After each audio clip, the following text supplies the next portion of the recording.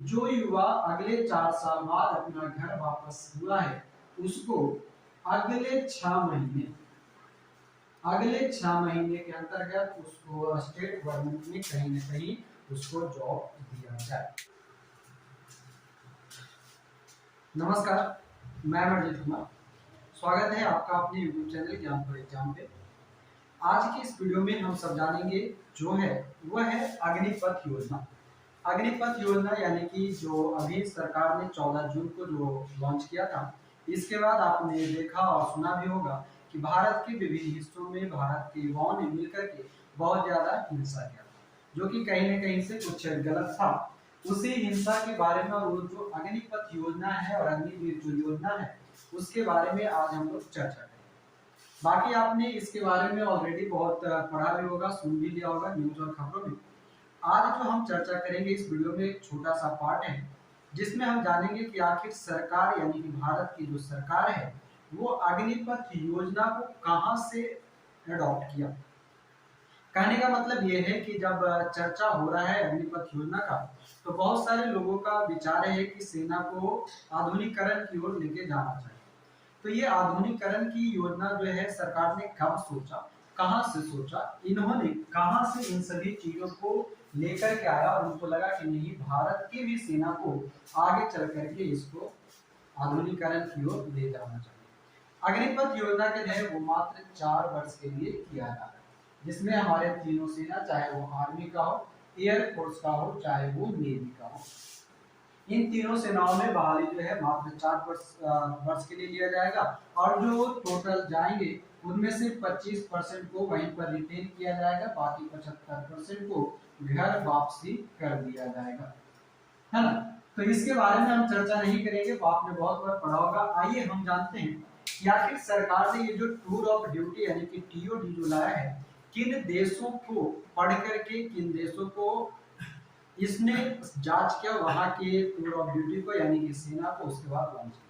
जैसा कि हम पढ़ते हैं तो हमारा जो संविधान जब हम पढ़ते हैं तो संविधान जब हमारा बनाया जा रहा था उस समय भी हमारे लोग जो थे वो अलग अलग देश गए, अलग अलग देशों से जाकर के उस देशों के संविधान को पढ़ा और वहां से जो अच्छा लगा हमारे देश के लिए उसको अडॉप्ट। उसी प्रकार से वर्तमान सरकार ने भी वही किया। और सबसे पहले जो हम बात करते हैं किन किन देशों में टीओडी लागू है, तो सबसे पहला जो सबसे ज्यादा मोस्ट अभी एग्जाम्पल दिया जाता है वो दिया जाता है इजराइल का, कि इजराइल में ही ऐसा नहीं है कि टूर ऑफ ड्यूटी जो है सिर्फ इजराइल में, बहुत सारे कंट्री में है, लगभग 14-15 कंट्री में है। उसके बारे में हम छोटा छोटा सा बात जानते हैं।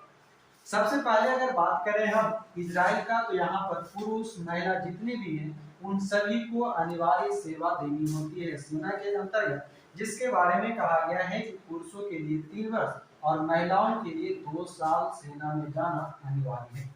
साथ ही साथ वहां पर जो खिलाड़ी लोग होते हैं उन्हें भी जाना होता है और खिलाड़ियों को भी कहीं न कहीं उस सुविधा देना पड़ता है सेना के अंतर्गत।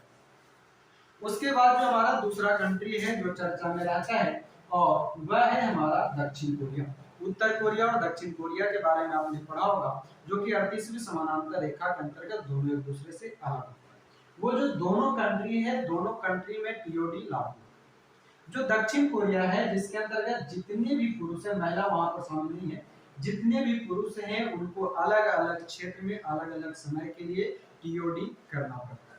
जैसे अगर हम बात करें आर्मी में 21 महीना का बात करें वर्ष में, आर्मी में 21 महीना, नेवी में 23 महीना और एयरफोर्स में 24 महीना उनको टूर ऑफ ड्यूटी के अंतर्गत जाना होता है। साथ ही साथ दक्षिण कोरिया में एक प्रावधान है कि वहां पर के जितने भी खिलाड़ी होते हैं अगर वो खेल में पार्टिसिपेट करते हैं और ओलंपिक खेल या फिर कोई वैसे इंटरनेशनली खेल जहां पर वो पदक जीत करके आते हैं तो उनको टीओडी से छूट दिया जाता है।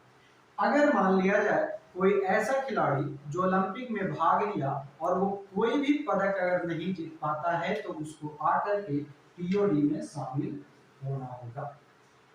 उसके बाद हम करें बात उत्तर कोरिया का, तो सभी देशों में जहां पर टीओडी लागू है उनमें सबसे ज्यादा जो है उत्तर कोरिया में समय अवधि है। उत्तर कोरिया में पुरुषों के लिए 11 महीने की अवधि रखी गई है, सॉरी 11 साल का, जबकि महिलाओं के लिए 7 साल अनिवार्य टीओडी यानी कि टूर ऑफ ड्यूटी में सेना के लिए अनिवार्य है।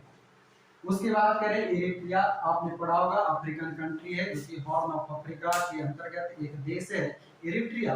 इरिट्रिया के अंतर्गत पुरुष, ध्यान देंगे, पुरुष और महिला, महिला में कौन, तो अविवाहित महिला यानी कि वैसी महिला जिनका विवाह नहीं हुआ है, वो सभी के लिए 18 महीने की अवधि टूर ऑफ ड्यूटी में देना होगा। फिर हम बात करें स्विट्जरलैंड का। स्विट्जरलैंड में है कि जो 18 से 34 वर्ष के जितने भी पुरुष होंगे, 18 से 34, भारत में जो लाया गया है वो मात्र 17.5 या 17 से जो है वो लगभग 23 वर्ष के लिए, मुख्यतः 21 से बढ़ा करके 23 किया गया है। मगर ध्यान देंगे कि स्विट्जरलैंड जो है वो 18 से 34 वर्ष के पुरुषों के लिए अनिवार्य सेवा देना होता है 21 सप्ताह के लिए। 21 सप्ताह, हमने वर्ष या महीना नहीं बोला, 21 सप्ताह यानी कि 21 इंटू 7 कर देंगे उतना दिन। उसके बाद जो स्विट्जरलैंड है, स्विट्जरलैंड में महिलाओं को छूट दी गई है, मगर कहा गया है कि वैसी महिला जो स्वेच्छा से सेना में आना चाहते हैं वो अपनी मर्जी से सेना में आ सकते हैं। उसके बाद बात करें हम ब्राजील का। ब्राजील जो कि एक अमेरिकन कंट्री है, दक्षिण अमेरिका के अंतर्गत आता है, जहां पर 18 वर्ष के पुरुषों के लिए अनिवार्य सेना में जाना है और 10 से 12 महीने यानी कि मुख्यतः 10 महीना कम से कम और अधिकतम 12 महीने यानी कि 1 साल उनको टूर ऑफ ड्यूटी में सेना में अनिवार्य सेवा देनी होती है। उसके बाद अगर हम बात करें सीरिया की, तो सीरिया में सिर्फ पुरुषों के लिए, सीरिया ऑलरेडी वहां पर हर एक काम में महिलाओं को आगे नहीं जाता है, यानी कि महिलाओं के लिए बैन नहीं है ना। तो ध्यान रखेंगे कि जो पुरुषों के लिए 21 महीना से लेकर के 18 महीने तक ये बात किया है ना। और ये जो है पहले 21 महीना हुआ करता था टीओडी, वर्तमान में जो है 18 महीना कर दिया गया है और ये कम किया गया है 21 महीना से 18 महीना, तो 2018, इससे पहले 21 महीना हुआ करता था। अगला कंट्री जो है हमारा जॉर्जिया, अफ्रीकन कंट्री है।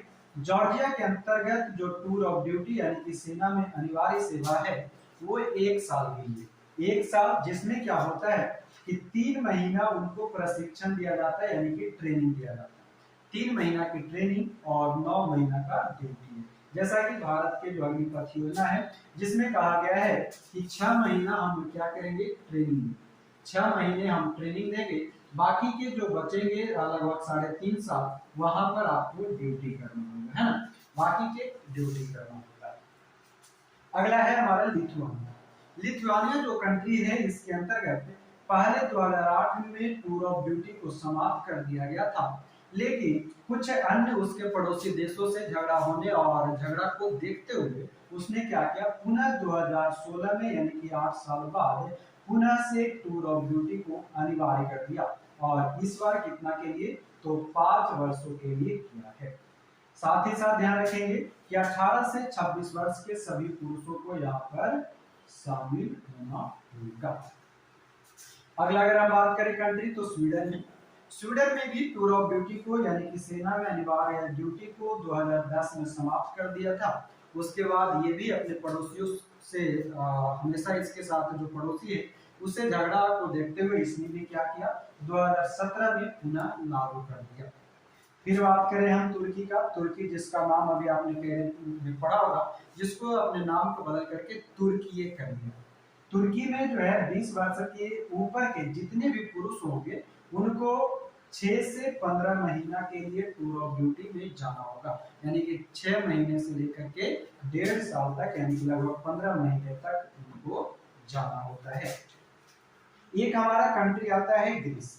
ग्रीस में अगर बात किया जाए तो 19 साल, ध्यान देंगे, सिर्फ 19 साल के पुरुष जो होंगे उनको 9 महीना की, 19 साल के पुरुषों के लिए उनको 9 महीना कम से कम टीओडी में जाना होता है। अगला कंट्री हमारा कौन सा है, ईरान। ईरान आपने अक्सर सुना होगा ईरान के बारे में। ईरान जो है 18 साल से ऊपर के जितने भी युवा होंगे यानी कि पुरुष होंगे उनको 24 महीना यानी कि 2 वर्ष के लिए अनिवार्य सेवा देनी होगी सेना में। और एक अगला हमारा जो कंट्री है वह है क्यूबा। क्यूबा की अगर बात किया जाए तो इसके अंतर्गत 17 से 28 वर्ष के युवा 17 से 28 वर्ष के युवा जो है उसको 2 वर्ष के लिए टीओडी में जाना होता है। तो ये हमने जाना अभी कि वह कौन कौन से देश हैं जिनमें टीओडी लागू। अब इस अनुसार आप कह सकते हैं कि भारत में जो टीओडी लाया गया है वो आपके लिए कैसा है, अपने इसके बारे में आप अपना विचार दे सकते हैं।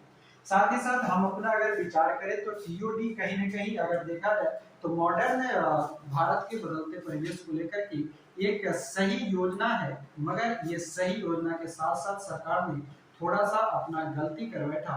वो गलती क्या किया कि जो पीछे के जो बहाली थे जिनका मेडिकल फिजिकल सब हो चुका था, जो ज्वाइनिंग का वेट कर रहे थे उनको वो दे देना चाहिए था, और पीछे के जितने भी जो वैकेंसी लटके थे उसको पहले दे देना चाहिए था। फ्रेश रूप से इसको लाना चाहिए था, और उसको लाने से भी पहले सोशल मीडिया या न्यूज़पेपर के माध्यम से सरकार को चाहिए ये था कि पहले भारत के युवा अगर चाहते क्या है उसके बारे में उनको विचार करने के लिए एक ऑप्शन देना चाहिए था, उनको लोगों से सजेशन लेना चाहिए था, जो नहीं किया और जल्दी जल्दी में इस योजना को लॉन्च कर दिया, जिसके कारण हमारा देश जो है पिछले 2-3 दिन में बहुत ज्यादा ही हिंसा के रूप में देखा गया, जहाँ पर कि अगर देखा जाए तो रेलवे को सबसे ज्यादा नुकसान पहुंचाया गया। अलग अलग राज्यों में अलग अलग तरीकों से रेलवे को जलाया गया, बहुत सी पब्लिक प्रॉपर्टी को बर्बाद किए गए। साथ ही साथ एक और बात हम रखना चाहेंगे जिसमें ये कि सरकार ने ये कहा कि जो 75% युवा बाहर निकल के आएंगे उनको कोई न कोई राज्य, यानी कि जिस राज्य से वो आएंगे वो राज्य अपने वहां आरक्षण, मगर सरकार को इस पर एक बात रखनी चाहिए। सबसे पहले ये मेरा अपना विचार है, आप लोग अपना विचार हमें जरूर बताएंगे। मेरा ये अपना विचार है कि सरकार सबसे पहले ये लागू करे कि जो 75% युवा वापस आएंगे वो कहीं न कहीं तो बेरोजगार होकर के कहीं न कहीं कुछ नौकरी करेंगे।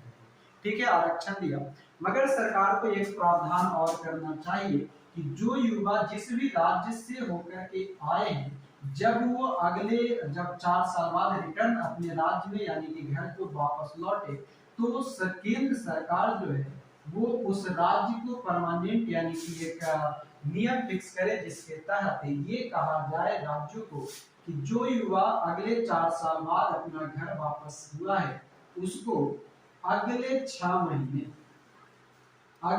महीने के अंतर्गत उसको स्टेट गवर्नमेंट में कहीं न कहीं उसको जॉब दिया जाए, ताकि वो युवा आकर के ये फील ना करे कि फिर से हम बेरोजगार हो गए हैं और फिर से कहीं ना कहीं आकर के गार्जियन के सर पे बैठ गए, यानी कि एक बोझ जैसा उनको फील ना हो। ये विचार, ये मेरा अपना विचार है, आप लोग अपना विचार जरूर कमेंट में बताएंगे, और ये मेरा सजेशन है अगर गवर्नमेंट तक ये बात पहुंचता है तो गवर्नमेंट को ये बात जरूर विचार करनी चाहिए। साथ ही साथ कुछ पीएसयू कंपनियों ने कहा, कुछ प्राइवेट कंपनी ने भी ये बात कहा, तो प्राइवेट कंपनी को भी इस पर विचार करना चाहिए और केंद्र सरकार और सेना को भी ये नोटिफिकेशन देनी चाहिए सभी राज्यों को और सभी पीएसयू को कि अगले 6 महीने के अंतर्गत उसको तुरंत अपने अपने जगह पर शिफ्ट करें, ताकि युवा अपना जो उसका जो डिसिप्लिन है, लोगों ने ये नाम दिया कि डिसिप्लिन बढ़ेगा, लोगों का वो डिसिप्लिन कंटिन्यू है।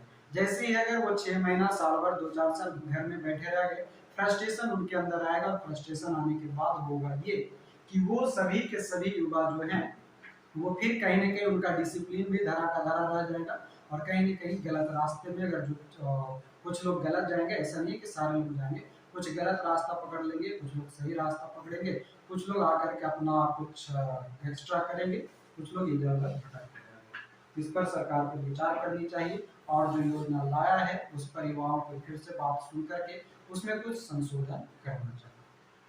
तो आज का ये जो हमारा प्रयास छोटा सा था जिसमें हमने जाना अग्निपथ योजना के बारे में, कौन कौन से देश में लागू है, जो हमने ये नहीं बताया पूर्ण तरह से कि अग्निपथ योजना आखिर है क्या, जिसके बारे में आपने ऑलरेडी बहुत बार पढ़ा और सुन चुके हैं। उम्मीद करेंगे हमारा ये छोटा सा प्रयास आपको पसंद आया होगा, तो ऐसे ही हमारे साथ बने रहें और वीडियो को पसंद आने पर लाइक शेयर कमेंट जरूर करेंगे और अपना विचार अग्निपथ योजना के बारे में जरूर रखेंगे। तो मिलेंगे फिर से किसी अन्य वीडियो में, अभी के लिए आपका बहुत बहुत धन्यवाद। जय हिंद।